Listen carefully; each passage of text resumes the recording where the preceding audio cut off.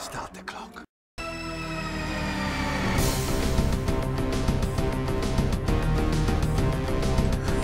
Good evening, kiddies. Dr. Freedom here with you. Time for some Doctor Who news. Well, the problem is, as far as Series 9 news goes, there's very little to even talk about. Because mainly, you know, as we know, Jenna Coleman's over here in the States.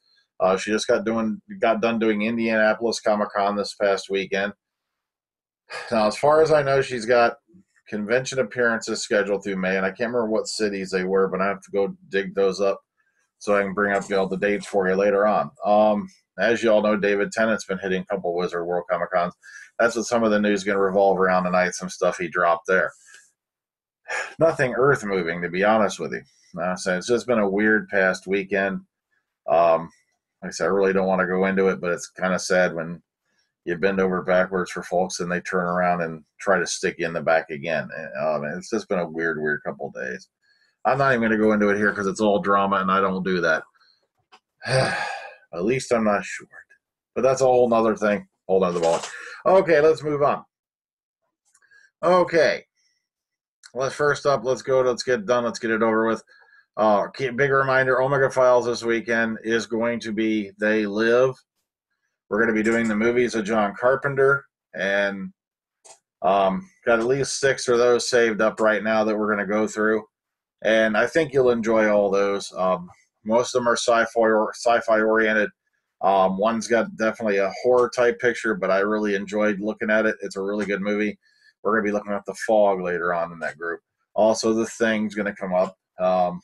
So stay tuned for that. Sorry about that. I'm just a little bit out of it tonight. It's been a really busy day. I can't even go into it. It's just been a weird weekend. But okay, let's go ahead. Let's get to it. Let's get on with it. Let's give you what I do have. And that is... Oops, sorry, wrong page. Okay. First up over on BuzzFeed, David Tennant helped a young fan ask a girl out with this nice, extremely cute video. This is over on Zap to It. It's only 30 seconds long. If you're a Tennant, 36 seconds long. And if you're a Tennant type fan, you'll get a laugh out of it. No biggie there. Then you jump on over to Kisterberus. Some of you may remember David Tennant unveiled at Marvel Studios. David Tennant was at Marvel Comics headquarters in New York for a visit. Now, if you're not up to date, Tennant's been cast as a currently in production Netflix show called AKA Jessica Jones, based on Marvel's Jessica Jones character, former superhero trying to rebuild her life. They've have him set to play the villain Zebediah Kilgrave, also known as a Purple Man. So, like I said, just some nifty little photos here if you want to take a look at them. Yeah, if you want to get a shot, here they are. Link below in the description box will take you there. Okay, jumping on over to Zap to It. David Tennant admits Rose was the Doctor's girlfriend. Now, unless you've been, blind, deaf, and locked in a room with a whole bunch load of extremely flatulent Slitheen who've just feasted on garlic, you're not going to not know this already, which is why I'm trying to figure out why this is big news. This has been hitting gosh knows how many websites, and it's like, it was kind of like a you understood in the first place, for crying out loud. How much more obvious could they have made it? Okay, jumping on over to Den of Geek, Doctor Who, What Can a Dalek Story Do? Now, they looked at the Cybermen in a previous article. If you want to go check it out, here's the link here. While there hasn't been a classic Cyberman-focused story on the telly for decades, the Daleks have been comparatively well served, most recently appearing in the Ben Wheatley directed Into the Dalek, killing lots of people with their inert scrambling ray guns. Dalek stories wouldn't be Dalek stories if they didn't kill lots of people with their inert scrambling ray guns, right? And he goes on from there, and this is a fairly lengthy, it's a nice little piece on the Daleks, what could they do, blah, blah, blah, and what kind of new angles they could approach with them.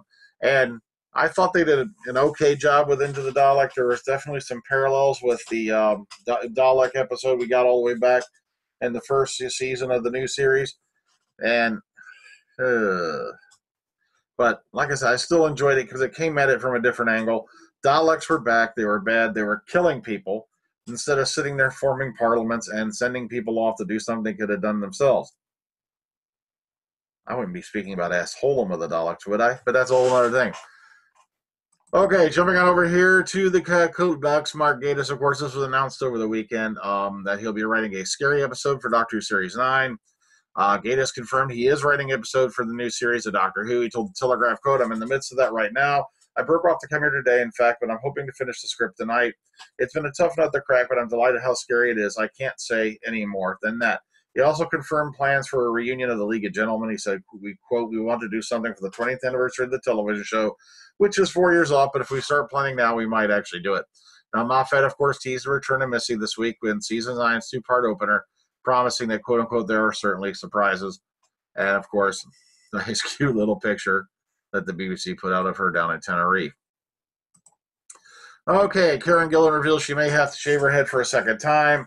Word is going around the attic from this that she is, what do you call it, in talks to reprise her role as Nebula for the Guardians of the Galaxy sequel.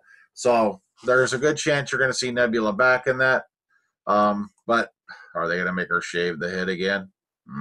Makes me wonder. Okay, Karen Gillan, Damien, Molony, and Zawe Ashton join the new HBO series for the OITNB or whatever. The trio will join Eddie Izzard for the U.S. drama pilot about the Salem witch trials for Orange as the new Black Genji Cohen. Even though Selfie failed to take flight, she's wasted no time landing another small screen role across the pond.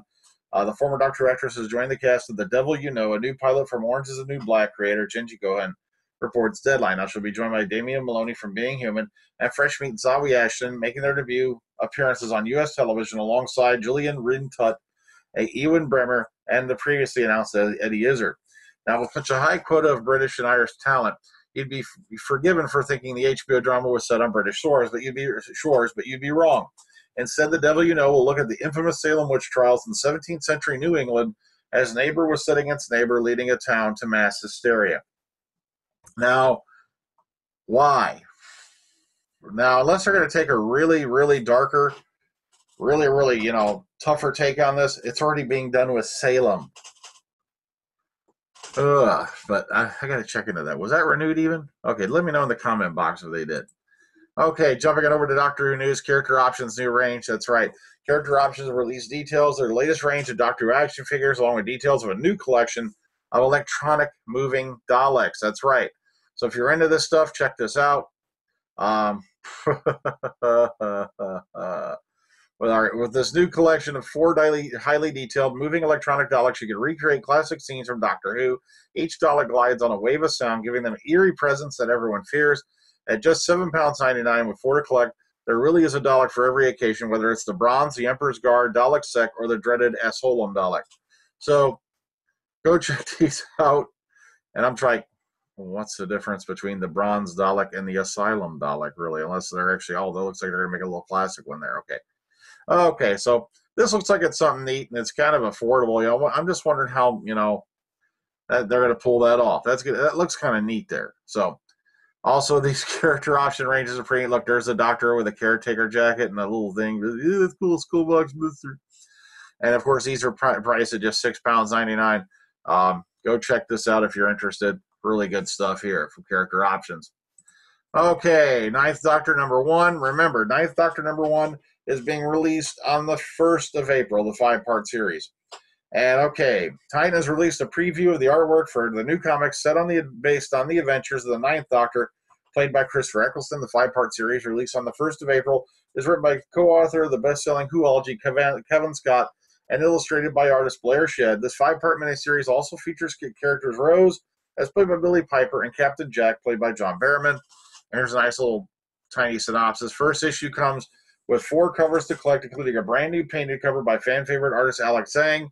In addition to the comics for variants that are available with special editions created for the BBC Doctor Who shop, Barnes & Noble, Newberry Comics, Gifts for the Geek, Happy Harbor Comics, and what do you call it?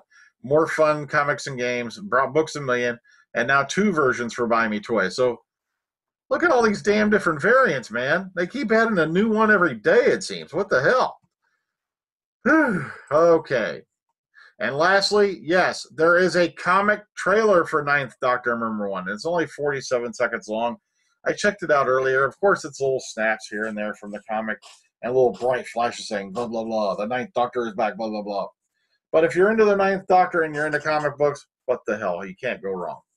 Okay, so that's all I got for tonight, sadly. Like I said, I'm probably just going to title this one Doctor Who News, because I can't fairly call it Series 9 News, because there is no Series 9 news to be had. Now, I also want you to remember that if they do the same thing they did last year, Capaldi, Jenna, and the whole cast and crew are going to get 2 weeks off for Easter.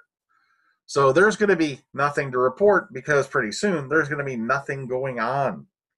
So keep that in mind.